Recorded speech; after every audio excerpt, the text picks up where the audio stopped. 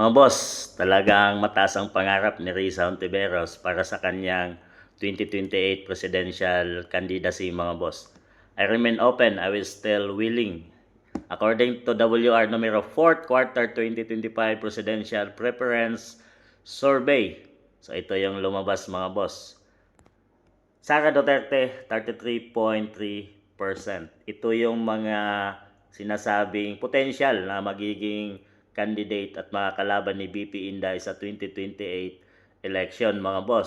So kung sakaling makalusot si BP Inday sa kanilang mga samot-saring kaso na isinampa impeachment trial, sila yung mga magiging kalaban or potential na kalaban ni BP Inday. So, Rapitol po, 13.4%. So, siya yung pinakadikit na kalaban ni BP Inday Sara. Ayon yan sa survey, mga boss. Lene Robredo, 13%. Bungo, 4%. Robin Padilla, 3.3%. Ayan, Grace po, 3.3%.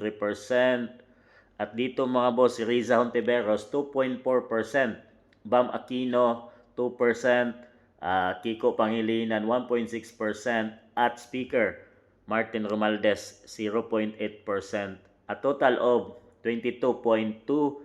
1, 2, 3, 4. Yan, 7 sila, mga boss, pero hindi pa rin tumapat laban sa isang tao na 33.3%. Ang total lang nila is 22.2%.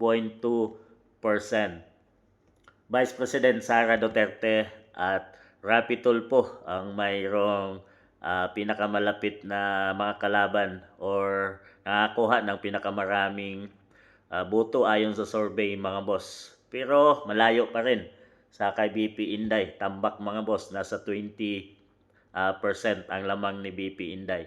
Ito talaga ang kanilang kinatatakutan, mga boss. Kaya ang target nila ay magsama-sama sa 2028 election at suportahan ang bawat isa, mga boss, laban sa isang tao na potential na may malaking chance na manalo, mga boss. Kaya naman talagang todo sila nawasakin si BP Inday at hindi makatakbo sa 2028. Ito yung kanilang pinakamalaking takot, mga boss.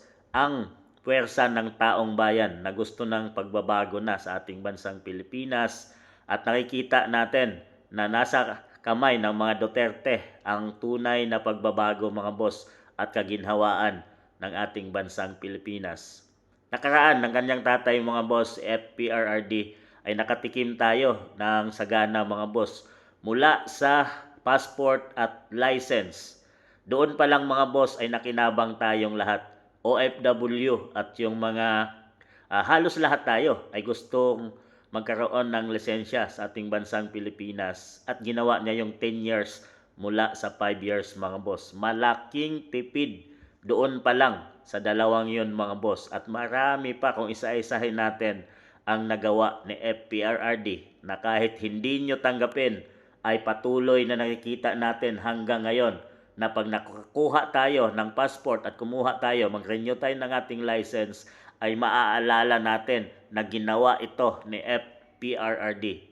Kahit ako, mga boss, yung passport ko at license, talagang hanggang ngayon, hindi pa matapos-tapos dahil sa 10 years na bago ka makarenew, mga boss. Talagang malaking pakinabang at abala, hindi abala sa renew ka ng renew, mga boss. At mabigat yun sa bulsa dahil mahal nga kumuha ng mga yan. So dito ay nakikita ng tao na susundin ni BP Inday Sara ang lahat ng iniwan at hindi pa natapos ng kanyang ama. At yan ang kinakatakot ng maraming mga politiko, ang kamay na bakal na pamumuno ng mga Duterte na hindi nabibili at nasusuhulan, hindi nababali ang kanilang prinsipyo. Bagkos, sinusunod lang nila at sinalagaan ang mamamayang Pilipino.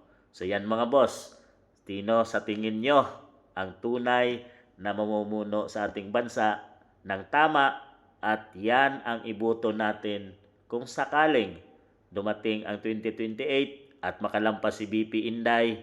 Sana nga ay siya na ang ating magiging bagong pinuno ng bansang Pilipinas. Ano masabi niyo, mga boss?